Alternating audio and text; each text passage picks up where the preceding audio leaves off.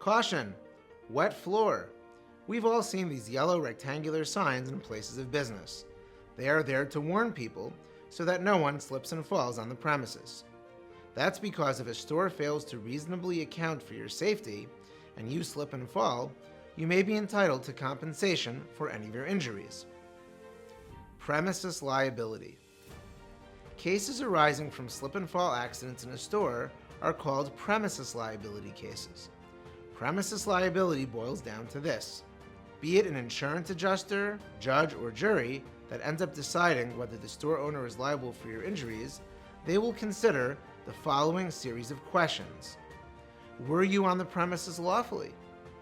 Was your accident caused by a hazardous condition on the premises? And was the store's owner, employee, or other party negligent in a way that caused your accident?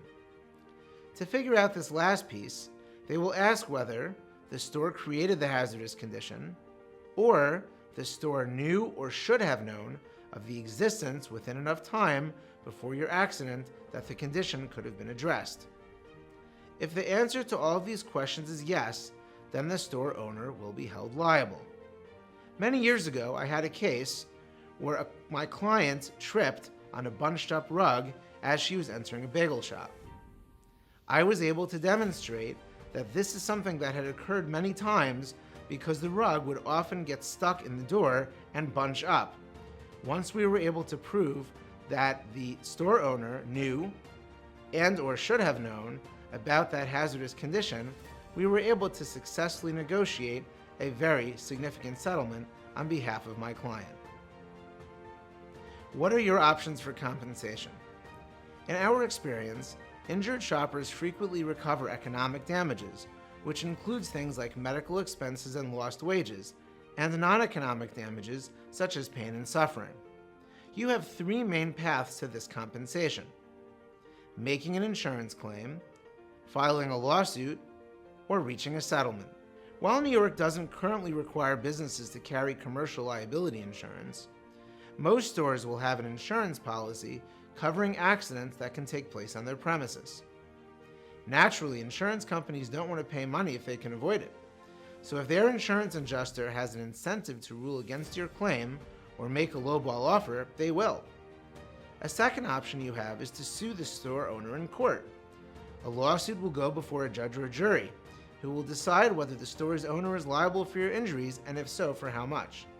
The disadvantage of a lawsuit or trial is that they tend to be time-consuming and costly. Finally, whether you make an insurance claim with the store's insurance company or sue the store owner in court, there is a strong possibility that your case will be resolved by a settlement. The insurance company or store owner will agree to pay you a sum of money in exchange for your promise not to take the case to trial. Who should you contact if you've been injured in a slip and fall accident? Whether you make an insurance claim, file a lawsuit, or end up settling, in either case, pursuing a slip and fall case is complicated for a number of reasons. Chief among them is the fact that the law itself is complicated and fact-specific, meaning whether or not you have a valid claim will depend on the precise circumstances of your situation. Only an experienced personal injury attorney can accurately evaluate the strength of your claim and how to best strategize. At Rosenblum Law, we have a successful track record of representing accident victims, including those who have been injured in a slip and fall case. Call us today for a free no-obligation consultation. We'll answer any questions you may have, recommend the best legal strategy, and help negotiate for the compensation that you justly deserve. If we're unable to reach a settlement, we'll bring your case to trial, which will hopefully lead to a just result and end up compensating you and putting you in the best possible situation.